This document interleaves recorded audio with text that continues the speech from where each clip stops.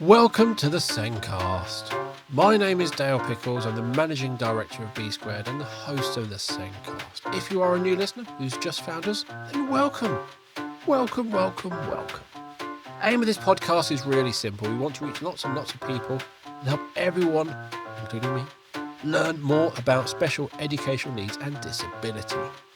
In this episode, we discuss leadership in social impact education. My guest this week was Ed Robbins, CEO of Fresh Start in Education, a national organisation providing personalised education, mentoring and emotional support to help children and young people re-engage with learning.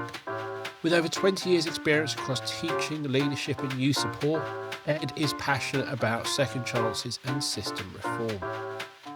B Squared's assessment software is used when schools are struggling to show progress or struggling to identify where a student isn't making progress.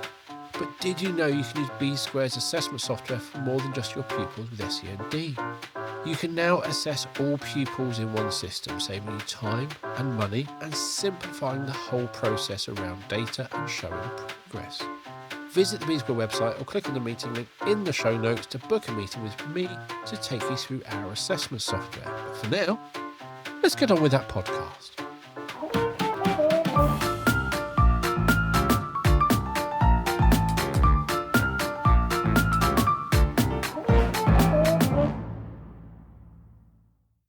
My guest this week is Ed Robbins, the CEO of Fresh Start in Education, a national organisation providing personalised education, mentoring and emotional support to helping young children and young people re-engage with learning. With over 20 years' experience across teaching, leadership and youth support, Ed is passionate about second chances, system reform and ensuring every young person can access an education that truly works for them. Welcome to the show, Ed. Thanks for having me, Dale. Great to be here. You are very welcome. Now, today we are discussing social impact education, which is about making sure education doesn't just deliver qualifications, it delivers meaningful change in young people's lives. And in the current school system, there are a lot of disengaged, vulnerable and excluded students, and they need a different approach, don't they? They certainly do. And yeah, I had to look up what social impact education is. It sounds like, oh, it's one of those buzz phrases, and it is more or less a buzz phrase. It is really, yeah.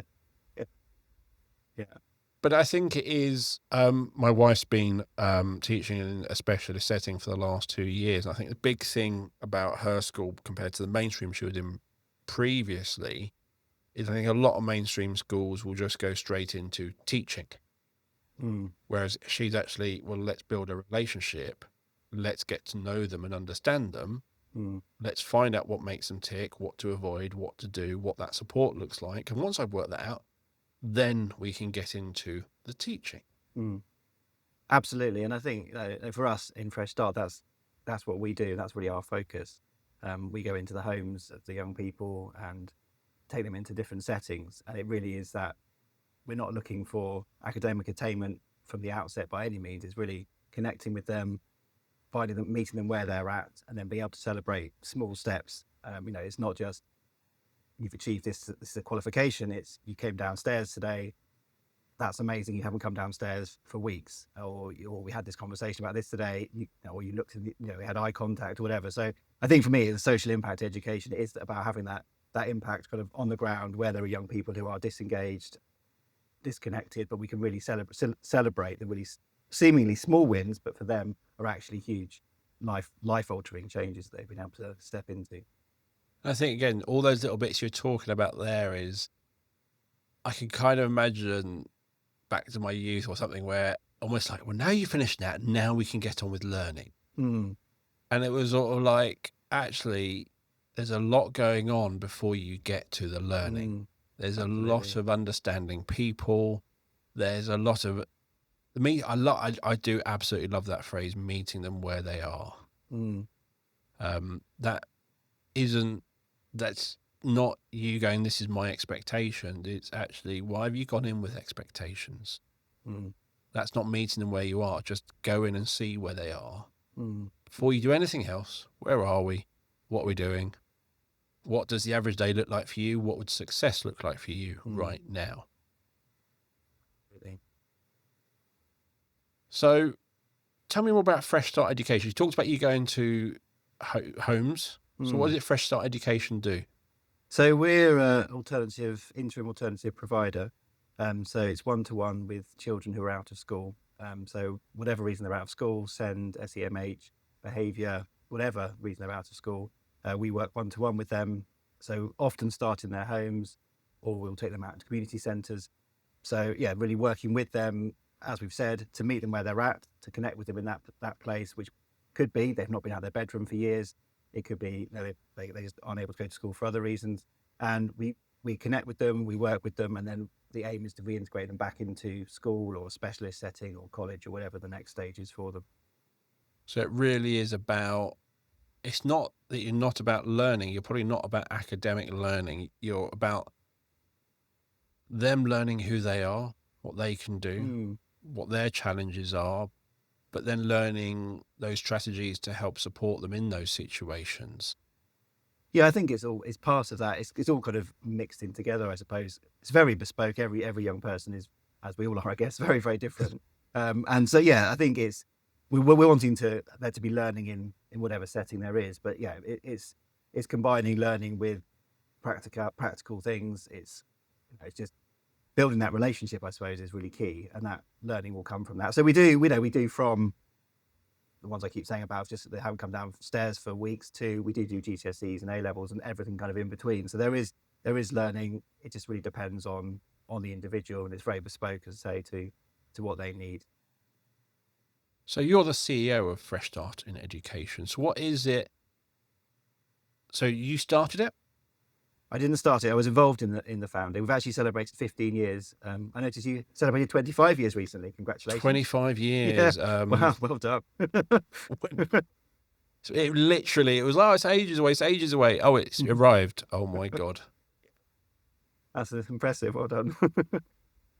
Yes, I wasn't the founder. The founder retired a couple of years ago. I was around when the company started, and I did a bit of finance and various other things when it first started. It came out of a fostering agency. So Anthony Mead, who founded the company, ran an independent fostering agency. And the original kind of reasoning behind it was if a young person who was in care was out of school, they'd be in the foster home, which obviously puts a lot of pressure on both them and the foster parents. So as a fostering agency, Anthony and his wife, who ran it then, had a person that would go in and take them out of the home for that day and do whatever, sometimes education, sometimes just kind of looking after them. But the way that the foster agency was set up, it was spread between where we are in Kent, and there was a lot of carers also the other side of the country in Cornwall. So the person who did that support couldn't travel to Cornwall. So it really kind of came from that. Then what happens if these young people who are in foster homes in Cornwall are out of school? Where's the support? And it kind of developed from there, really. I thought, maybe the local authority will cover that. And they did. And it sort of developed from supporting foster placements to then we went to a lot of foster agencies and kind of developed to going directly to local authorities. We thought, actually, this is working. We're able to get them reintegrated back to school. We're able to connect with them where they're at. And it kind of developed from there, really. Yeah. It sounds like, just get them into school. Well, indeed. It's just like that. Yeah. Just like that. Just like that. Yeah. Yeah. Obviously, that takes varying amounts of time and works with some and doesn't with others. But that's, yeah.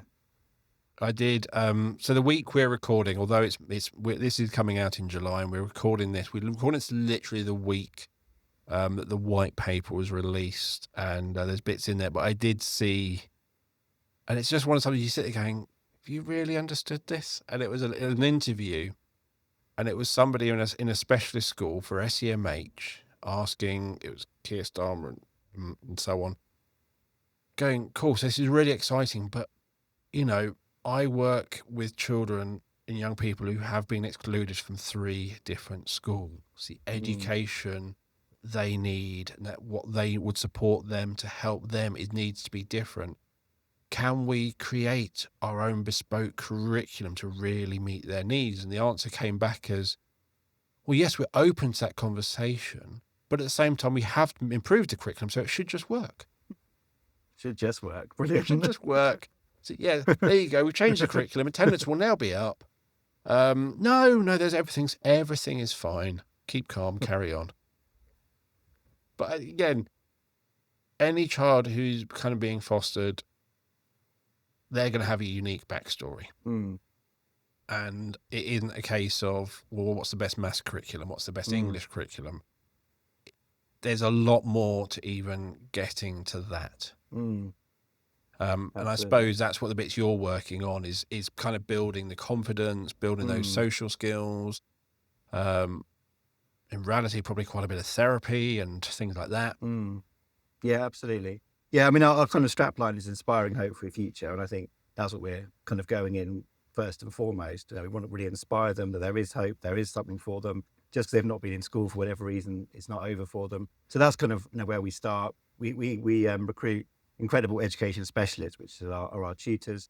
And they've often with teaching, well, generally with teaching experience or various experiences, but they really go in with a focus. First and foremost, let's build a relationship with this young person. Let's, as we said, meet them where they're at, find out what they're interested in. And then, yeah, it might be slightly therapeutic. It could be all sorts of things from that. But yeah, it's really about, first and foremost, let's build a relationship. And I think we've worked hard to not be seen as just another school, and we don't do things at school on purpose. We don't rarely do it in school. It's one of Anthony's experiences as a foster carer he had, which he'd often talk about, was he had a young person who was out of school, that was because he was a foster carer prior to running the agency. He had a young person who was out of school. Tutor was sent round by the agency. They sat around the dining room table. They said, look, here's my big pile of maths books. Let's do this. The young person who'd already was disengaged from school chucked them on the floor, shouted F off and ran out of the room. And, it's understandable. I mean, they're disengaged. And we kind of, and our feeling is, well, they're disengaged from education, they're disengaged from school. We don't just want to recreate school in another setting. So yeah, it really is, as I keep saying, but meeting them where they're at. We do work in coffee shops, in libraries, in community centres, at the park, anywhere that they'll connect with, really. And basically, you're kind of doing stealth learning. Absolutely. Oh, absolutely. That's a good way of describing it. Yeah. Yeah. So with the small children, let's count the ducks in the pond. Oh yes, we've got that. Yeah, absolutely. Yeah. There's obviously, there is, as I said earlier, there's definitely learning that's always in the background, but often very much stealth. It depends. Again, as I say, it's very bespoke, but yeah, definitely. So I think, again, there's a whole, with the white paper, it said achieving and thriving. I was going, it's the other way round. And in my head, to really thrive, you need a sense of achievement. It's part of that thing. And again, if you're not in education, your self-belief won't be there. You'll see all these barriers in front of you, and you can kind of work on those and support those. But if that feeling is I can't, but if you can kind of do a load of stealth learning with them, and then kind of going, well, actually, you've been doing this and you've been doing this, it can give them the sense of achievement and going, I might be able to. Not I can, just I might. Yeah.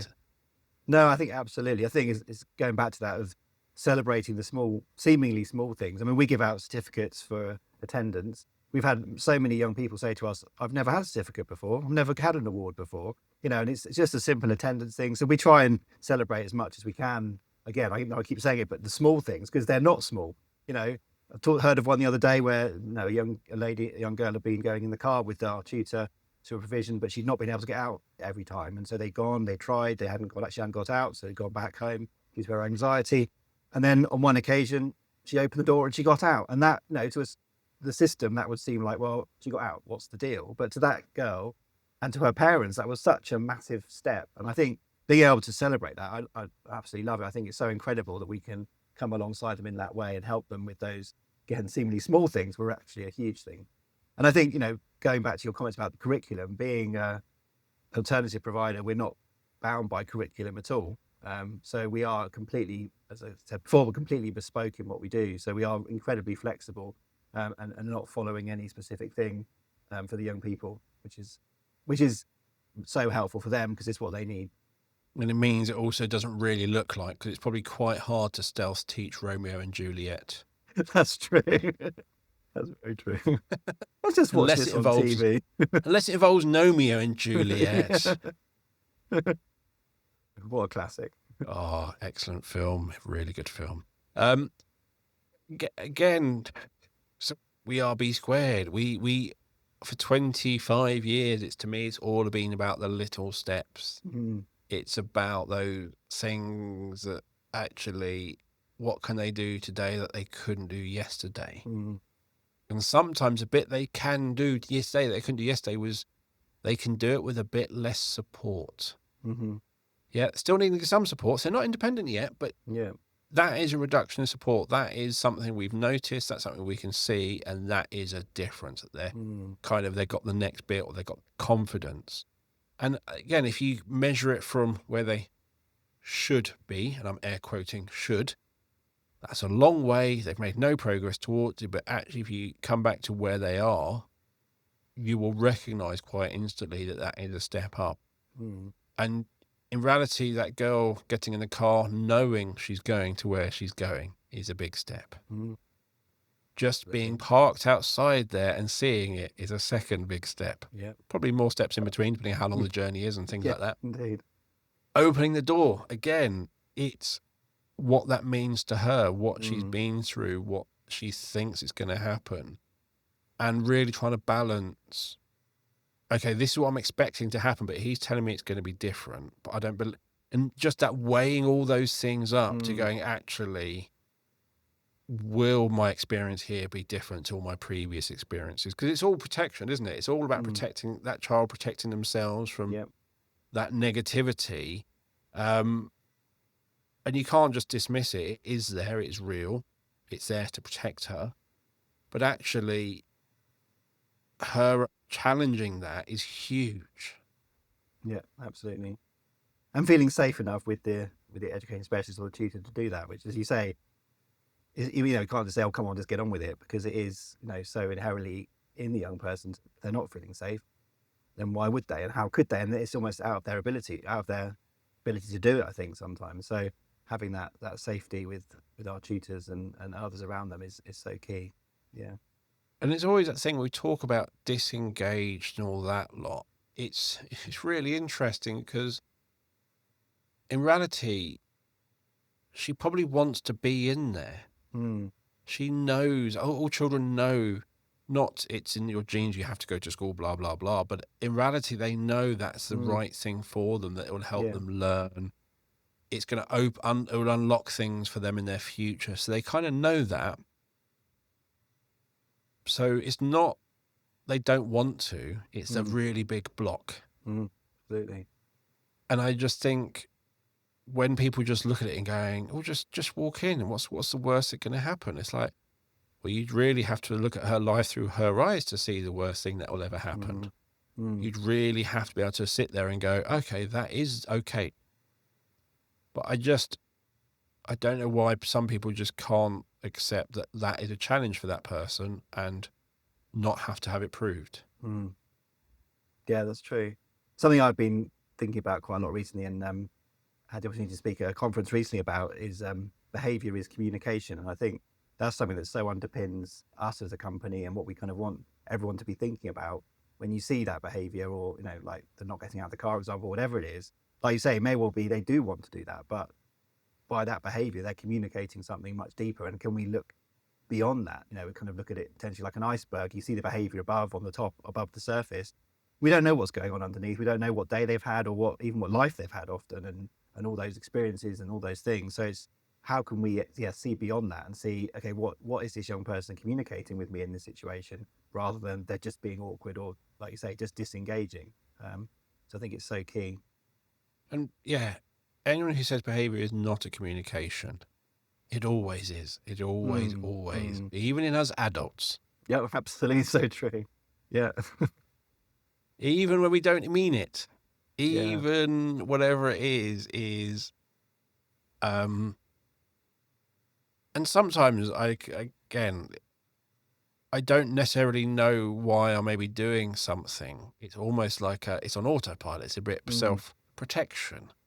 And I'm sort of going, why are you doing that?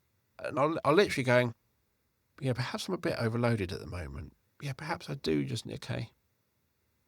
But that's also a communication to me, as well as those around it. And sometimes with some of that behaviour, you might be the only person picking up, but behaviour, without a doubt, is a communication. And it can be really complicated on what it is actually communicating. could be about the moment. It could have been something about much further in the past.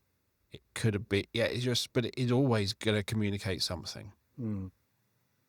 Yeah, absolutely. And I think, like you say, I mean, thinking about it in terms of the young people we work with, it also think about with staff and people around. And, I've got quite a number of children, and one of them's 2, and he communicates a lot through his behaviour. And it just kind of reminds me to think about it. It's very obvious with a 2-year-old, he's hungry, so he's shouting about it, or he doesn't want to do something. So he's shouting about it. My wife tried to take him to have a haircut this morning, and he did not want that to happen. And he communicated through his behaviour very well, to my wife's bless her. But I think, that's kind of a magnified way, but it really then helps, I think, seeing those sort of magnified sense, like in a 2-year-old, to realise that in older children, in adults, in our friends, colleagues, family members, is so key, isn't it? I think, I don't know, I haven't heard many people say behaviour isn't communication. I find that it's more people just don't even make the link at all. It's just this kind of, just sort out your behaviour, but actually, yeah. And I think, something I've been looking at in connection with that as well is it's when we were talking about where it's not so much they won't, but they can't. And it's recognising that when you see how much goes on in the brain when that stress hormones are being released, and if they're feeling, maybe using that car example, they're in that car, they might be terrified about getting out of the car. And then that's all those physiological changes happening in the brain, the cortisol and the adrenaline and fight, flight, freeze, flop and fawn happening. And it's, how do we kind of get past all of that rather than trying to deal with that moment of, well, you shouldn't be behaving like that, or you need to get out, or you need to do this, and de-escalate, and then, and all of those sort of things. When we talk about like communication, only 7% of it is the words we say. And the rest of it is your body language and intonation. So even if you're just making noises, that's how the noises are made, the tone, the way they're made, there's still communication there. So again, if we think of that body language, if we turn that into a bit longer, that turns into behaviour. It's not a body language to behaviour isn't a big jump. That's true. We all know when we've annoyed our partner. We all know the way they walk across the house, the way doors close. It's communicating you have forgotten something again. So we kind of know it, but there's something about, and again, I think it is when we become dysregulated ourselves, when we're seeing something, we may think it's against us, or it's disrupting our day, or what we thought was going to be. It's something about when we start getting dysregulated, that ability to see it as what it is disappears. And then it start being that's behaviour against me, and I think it's hard to say, but we've got to really think about, okay, and as you said, with your children, you talk about your 2-year-old, if you think when they can't communicate, they just have one option, which is crying. And that could be tired, or it could be hungry, it could be food. Then you get into teething and ill. It's just one communication stream, and you might pick up some, okay, they're crying, but actually they're quite regular. You pick extra bits in, and you're going, I bet you it's this. And you kind of know, you think of the time, actually, when was the last feed? It's probably hungry. Or you just sit there and you learn the patterns. You learn they're going to cry at this point. When I do this, they cry. They don't like it when I do this. You learn the patterns. And when they start crying in a different pattern, you're going, oh, something new. But just being able to run around the room and throw things and everything else like a screaming toddler, as you said, they communicate really, really well without those words. But it is all communication.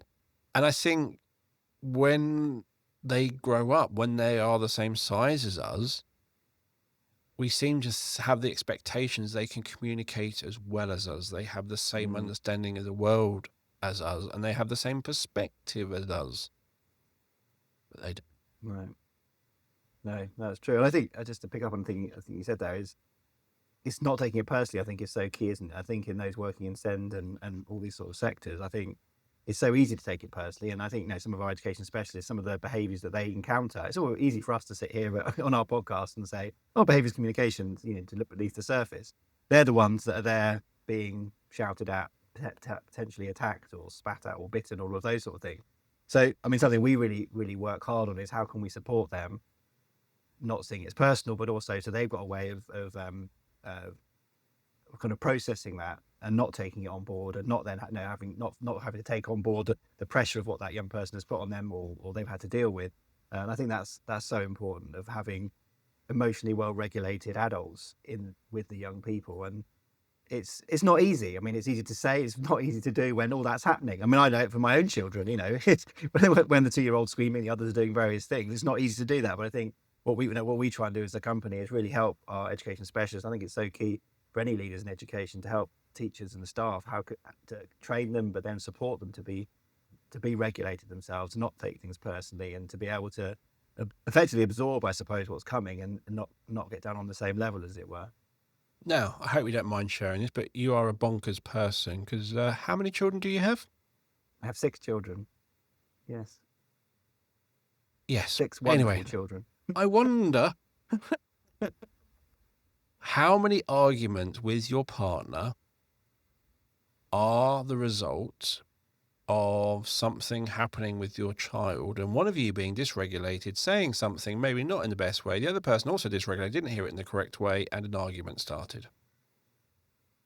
Well, interesting question. I mean, we're quite passive people, to be honest, and peaceful people. So but that's the thing. But it's very true. I think, yeah, absolutely, because things get heightened, don't they? And my wife, she's got the children so much more, and she's got nearly 1-year-old and a 2.5-year-old in the house all the time. So it is, it's intense and it's full on, and it's, yeah, absolutely. I think it's my job going home at the end of the day after work to help to be something that she can, what I'm trying to say, be able to say, well, this happened and this happened and this happened, and kind of offload, I guess, effectively, if needed, what's been happening in the day. And that's in a family environment. And I guess how much more with a child that's not your own, and you've had behaviours potentially vicious or violent or challenging behaviours, to have that to be able to be processed and the like. And that's the thing, I think, when we think about that child and their communication, their behaviour, they're not an isolated being. They are impacted by others. So if you get home and you say, well, that was a great day, and that's just not the thing your wife wanted to hear, and it works both ways. Is your wife really upset with you? No. But is her current behaviour impacted by others? Completely. And it's that sort of stuff. It isn't just looking at a child in isolation. It's that environment around them that is going to be impacting. And I still haven't worked out the best way of saying anything else, but the choices they make, that the fact they did that, the person who, when the maths tutor came and put all the maths textbooks, the response that child did is, you could argue that was a choice. It wasn't. It was they had a playlist of things they could choose to do in that situation, and they chose the one which would get them out of that situation. But actually, and as adults, we learn. As we learn. So one of the things I always learnt, which I have passed on to my friend, which stopped quite a few arguments with him, I found out, is when I finished work, my wife was expecting me home at 5:15. Work was just around the corner from home. It wasn't that I was late that was ever a problem. Wasn't that I was late that was ever a problem. It's that she never knew. And she ran out of energy, but the finish line was 5:15, and I would walk through the door, and I would be there to support. And it was that, if I can get to 5:15, they will be here. But when I wasn't, that didn't help. Yeah. All I had to do was communicate. Yeah. But it wasn't a really obvious, my wife clearly told me, if you just let me know, it'll be fine. No, we had a couple of arguments first, back and forth, and finally we worked out, this is what we need to do. Life was much happier. But as adults, we can reflect on, hang on, something's not quite right here. Something's going wrong here. Why is that? Well, you didn't do this.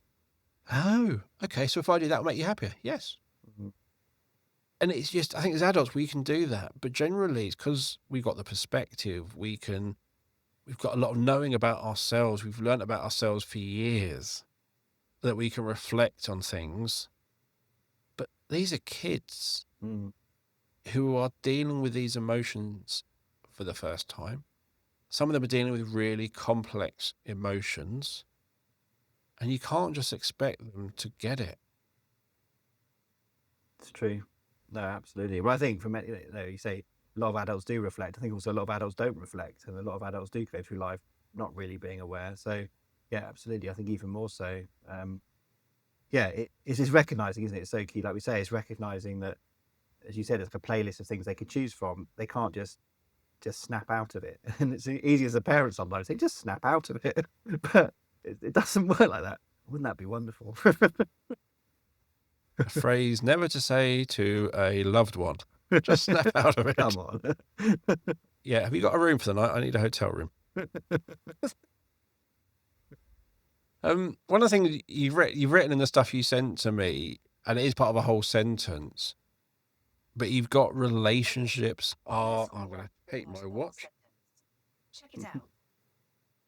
Relationships are a core intervention. That's really powerful. Well, I think it's what we've touched on already, really. I think in our strategies that we do as a company, building that connection and that relationship is first and foremost. When we talked about our tutors, our education specialists going into provision, all of the first sessions are around build a relationship, connect with that young person.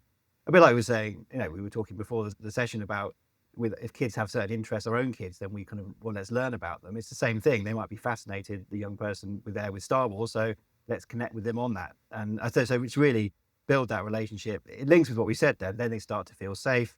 Once there's safety, then then we can move forward with the learning or just with what they're doing in life. So absolutely, I think so core, have strong relationships, work to build the relationships. And it's something we've always looked to do as a company, as well as a kind of head office and as a staff team, is build strong relationships with our tutors, with our education specialists, so that kind of reciprocates to the young people. We want to support them, look after them, so they'll effectively feel empowered and strengthened and supported to be able to do the same. So it's so relational. I think it can't just be the maths book example again, turn up, do the maths, transactional, that's done. It's got to meet them where they're at, absolutely. And again, talk about that girl being driven to that school is schools look like schools. They don't look like anything else. And for that child, there's trauma attached, probably. You're not going to deal with that trauma. You're not going to face it or even contemplate facing it unless you feel safe with that person next to you. And that's not only the big traumas, that's the little traumas. That's your teacher in the classroom. If you're going through something and you're not sure what to deal with, if you're not maybe feeling safe, or if I know life is changing, you're only going to go to those where you feel safe. And I think for a lot of people, a lot of young people, I think that idea of relationships in schools has kind of disappeared. And it's just the expectation of you turn up to school, we'll learn, you'll go home. But actually, schools are a really big, consistent part of children's lives. And it's somewhere they should feel safe. And if there is something they are concerned about, it should be somewhere where they feel safe enough to share. But to feel safe, you need that relationship. So I think in a school setting, I mean, I know that many schools do it so well, but it is also just the numbers and the challenges they face as teachers and as school staff is, and so much budget cuts and all that, which make it more difficult to have pastoral support and that sort of thing. It's so difficult. But no, I agree completely. I think we've got to start with relationship, and I think as we're privileged, I think I often feel how privileged we are as a company, and that we are able to send our education specialists on a one-to-one basis, and that young person does have completely bespoke, so they can really connect with them. And it's such a privilege to be able to do that when it's often not available. And again, you've mentioned the cuts, and the other one is the accountability around performance and things like that. And again, where we are, white papers produced, the secondary form consultation is the 12-week period has come to an end. We're waiting on the next bit. But we've also got the curriculum and assessment review. A new curriculum coming next year, coming into effect in 2028. And one thing I really like is each of those things is done taking into account the other thing going on. So it's not three separate things. It's like three parts of the same. And I think with the accountability, with an extremely full curriculum, I think that's why schools are struggling. And I'm hoping that with the new curriculum, and they've talked about time for so many things, and changing the accountability and things like that, and making them more accountable for SEND, and that's with the inspection framework. Actually, I'm really hoping that there is a big, really big shift in how schools are. And I think people see school as a constant from when they were children to when they're teaching in the school. There's a lot of changes that have happened over time, that actually what a school is and what it is in that community has changed. We've seen the changes since COVID, 2014, with another load of big changes for various reasons. And each time there's a change, that has an impact, and the society is changing. And I think the one thing that schools really miss and lacks through all these changes and pressures is that time to build those relationships. Yeah, I agree. And I think it's so tough for teachers, isn't it? Because most teachers go in because they care about children and they want to help children, and they want to, part of that's building relationships with children. So I think it's so tough when all the other things make that difficult to do. And I guess that's why so many leave teaching. But yeah, I agree with you completely. I really hope that the changes that are in place or beginning will make that more possible for the teachers and for the schools to put that support in. Yeah. And it's again, when what works for special works for all. And you have children like my wife's school who have been excluded from mainstream schools. They arrive at her school and she just gets to know them. She learns what they like, what they don't like, what they can't. Those little tweaks. You just tweak things for each child. Not big, not time consuming, but a little change. Just asking them a question when they come in about what they did in the evening, just something about their interests. Just a few small things can make a really big difference. And to that child, they want to come to school.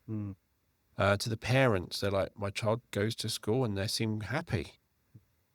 And it's not about not being aspirational, but it's understanding the relationship part has to come before you can be aspirational. Yeah. If you want a child to succeed and achieve and thrive, there needs to be a relationship so you can help them maybe do things they're struggling with. And that struggling might be walking into the school, but it also might be having a maths test or a challenge they haven't done before, or whatever that looks like. You need that relationship so they feel safe, that you're not giving them something they're definitely going to fail at. Actually, you've given me this work and you know me. Okay, I should be able to do this. It's that sense of safety, and all those things all has to come first. Absolutely. And of course, all of these things isn't something that one person can change on their own. It's not a teacher can go, I'm going to do this, I'm going to change everything. As you said, a teacher goes in wanting to make a difference, wanting to change a child's life, to be that inspiration, to just do all of those things and to help those children thrive. But they've got lots of other things on the plate. And that's down to our leaders in schools and the culture set in the school and those expectations around what learning looks like in the school and what those requirements are, and how micromanaged people are and things like that. Those leaders kind of set that tone, don't they? Yeah, absolutely. Yeah, absolutely. I think it's key. I guess like I was saying, from our perspective, not as a school, but yeah, we've seen that we want to model with our staff what we want to see in the young people, and I think that's so key. Like we've been talking about, really, with recognizing behaviour as communication in staff, and as a leader, recognizing that and being able to help and absorb the pressures the staff are having, then helps to that with the students as well. I think it is so much about having the right culture, trying to build something we work very hard on is having psychological safety within settings, and that people feel that they can be themselves as a person in their workplace. Therefore, they feel safe. And you want the teachers feeling safe, so they don't have like you're saying, not having micromanagement or people breathing down their necks. So then how they're already heightened by the time they come to teach, and they're trying to do everything that teachers need to do, and they're already potentially, maybe even reaching fight, flight, freeze, and those things at that point already. So, yeah, I think psychological safety, people feeling, no, I'm for you. I want to help you. We're in this together. Not, well, you haven't ticked these boxes, you haven't succeeded in these targets and all that sort of thing. So I think absolutely, I think that it's funny, isn't it? We see that, as we've talked about, we see that with the young people, and we can maybe more easily perhaps recognize behaviours communication with the young people. But then, with the adults, do we still recognize the same thing? And I think it's about, to me, it's so much is about modeling. Is how do I, for me, how do I react to the staff here in the head office, and how do I, do they feel safe? Are they safe to be vulnerable or whatever that is? And that perpetuates down to when they're speaking to our tutors and our education specialists, and then that perpetuates down, not down, it's not the right word, perpetuates along to the young people as well. So I think culture is absolutely key, and that is something we've worked very hard on trying to develop and build with that kind of goal in mind. I think someone on the podcast recently talked about it as you have consciously created your culture. There's always a culture, whether you put any effort in or not, there's a culture. But actually you're going, what do we believe? What do we want? And it's things like knowing things about your staff outside of work. I don't mean spying on them. I don't mean monitoring or enforced questionnaires but actually, if you know somebody's into football or something and they go watch, asking on a Monday morning, did you watch any, did you go to the football this weekend? Just asking, just that momentary question builds belonging in that adult. Oh, yeah, you remember? Yeah, it's a little bit of a conversation. Move on. But that makes a difference from you just walking in, going, morning, and moving on. It's a completely different environment. And again, knowing your team around you and knowing them when one of their behaviour changes, and maybe not knowing why or anything, but just maybe going, you all right? Yeah, just checking, just not sure. And again, they might not know this, or they might think I've been hiding it and gone, oh, okay, I'm not hiding it, and may not tell you then, but might come back later. But the fact you've noticed, again, not in you're letting the side down or no, just as a friendly, you're all right.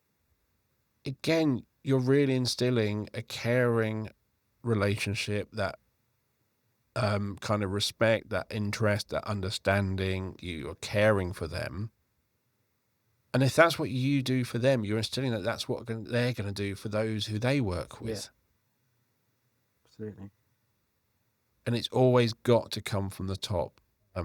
Whether you like it or not, it comes from the top. And maybe you're at your comfort zone doing some of these things as a leader. But if that's the case, then tell people. That's the other thing I think with leaders. I think people do not like admitting they make mistakes. And I'm not saying go out and deliberately make mistakes.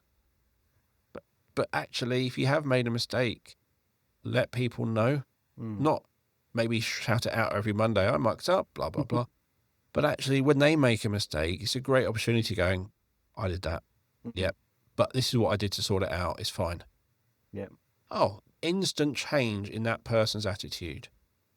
From I've let everything down. It's those sorts of things, those little things that if you're not a great inspirational person or that lot, but just opening up that maybe you make mistakes as well, a huge impact. Absolutely, that's core to being relational, isn't it? How can we be? We're not being real if we're not. And I think you're right, as leaders, it's easy to think, oh, we need to show that we always know what we're doing. Sometimes we feel that we should, but it's absolutely not. I think it's so vital, and also I think it's drawing people into conversations more, isn't it? As what I find, is whatever position they are in the company, they'll have input, they'll have thoughts, rather than as a leader, I need to tell you what's right or what needs to be done. It's drawing people into the conversations, drawing people into the decisions, which I think also just helps to build that psychological safety, that strength in culture, and recognizing, oh, he doesn't think he knows everything. He wants my input. And sometimes they might be surprised by that, but actually, as a leader, you're thinking, no, I really want people's input because there's a lot much more intelligent people here than me. The thing is, you're going to class. I remember, I can still see it in my daughter's primary school. It was like they talk about the best learning would happen in the pit or whatever it was. And the idea is if something's gone wrong and you've got to get yourself out. And they have all these lovely things about you haven't failed. You've just learned a way that hasn't worked. So now try something else. And we have all this stuff around the classrooms. Yet as adults, oh no, that doesn't apply to us. Yeah, it does. Yeah. I make lots of mistakes. What I try never to do is make the same one twice. Yeah. But even then, I do the don't same always... ones. That's a different thing, isn't it? Yeah. I'm not saying I'm always successful at not making the same one twice, but that's my aim. That I learn from each one. Yeah. That when something happens, I've dived in doing this and it's just gone. Perhaps diving in, maybe just wait a little bit longer. Get a full understanding before I maybe even step in rather than diving in. But other times, I should have dived in. What's the difference? How do I know? And that's the learning. It comes through getting it wrong and getting a wrong outcome, and then going, what could I have changed? I think something we've seen that's been really powerful is, we talk about our culture as people join, and it's quite a big thing that we talk about, but we might have people here been with us a while and then they make perhaps quite a big mistake, and all the talk is really then, is the rubber actually going to hit the road? You say, there's psychological safety and we want you to be able to make mistakes. And I think we've had a number of people, I think they've been quite surprised. Oh, you actually are reacting in that way when this has gone wrong. Oh, that's what you... And then you can see people who's completely changed and you kind of think, oh, wow, I can actually be myself here and I can be free to, to make mistakes and to bring my own opinions and things. And not that, like you said about people, we don't make mistakes on purpose for that reason or expect people to make mistakes or contrive them. But I think it's really powerful to see that happen. And maybe from past experiences, that would have been, the boss would have come down on them or it would have been sanctions or whatever. But to see, oh, you're going to work with me on this and we're going to solve this together and we're going to see how we can change processes so it doesn't happen again. And it's just amazing. I love seeing that when you kind of people, the penny drops really. And it's like, oh, wow, this is real. Yeah. And also sometimes when that mistake happens in the work environment, especially if you think of the health and safety, you go, right, what happened? You pull it back and going, right, so that was missed. Cool. So let's put an extra step in so that doesn't get missed. Yeah. Yep. Perhaps someone didn't do something, someone didn't tighten something, someone didn't check this. Cool. So how can we make sure that step is, especially when you go, because then it's not a blame, it's sort of going, actually, yeah, most of the time you're right.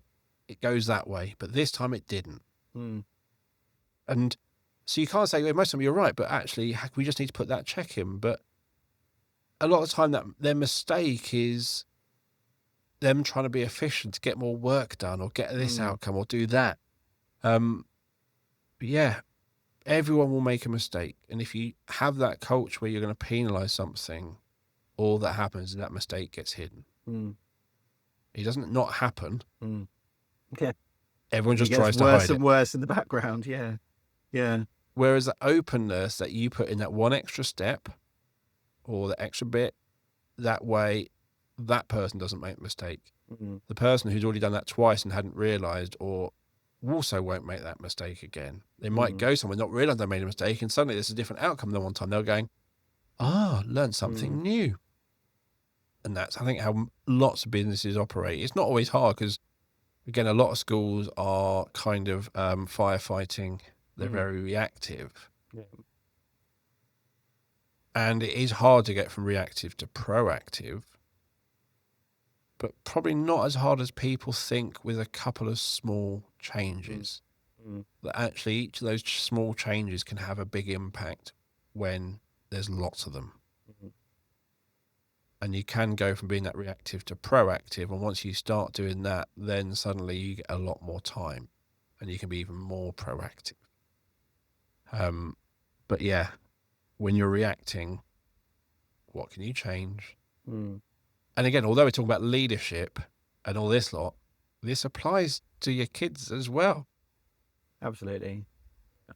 If you're going to situations and you're just reacting to that young person, what could you have done differently? What could you have prepared? How does that change? What are you going to learn from this interaction so you have a different outcome next time? And I think also the young people are going to make mistakes, aren't they? And things are going to go wrong. And how we've modelled reacting is going to be the same way potentially that is then happening in those situations, isn't it? If someone's come down on them because they made a mistake, then we don't want to be doing the same to the young person. I think it completely kind of perpetuates throughout all, doesn't it? I think It's one thing I think when I was at B Squared, I became a parent. It was like, so management and parenting are basically exactly the same. it's true. Interesting. Okay. And in reality, yeah. So my parenting has improved my leadership. My leadership has improved my parenting without a doubt. And I think if you have had that situation with a young person where, let's say, it was a really bad day, it went badly. It always takes two to tango. Mm-hmm. So if next time you meet up with that person, you're going, okay, so last time it didn't go smoothly. This happened. I could have done this. And if I'd done that, that probably wouldn't happen. And that was on me. I didn't realize. Now I've learned that. I'll try and do that next time. Mm. That's probably a very different thing. That child, that's just hearing that is probably a very different thing to what that child is used to, where everything's probably feeling like it's their fault. Yeah. And again, being vulnerable as a leader, being vulnerable as an adult to that child and saying, we all make mistakes and I've just made a mistake and that impacted you and I'm sorry. They may have never heard that before in their life. Yeah. That's true. And again, don't do it intentionally. There'll probably be enough times without even being intentional, it will go wrong. Yeah. But open and honest. Yeah. I think maybe just touch on a point you mentioned a while ago as well about the reflective side of things. I think, we've tried to give people space to be reflective, which sometimes has felt a bit odd, and as a leader, you kind of,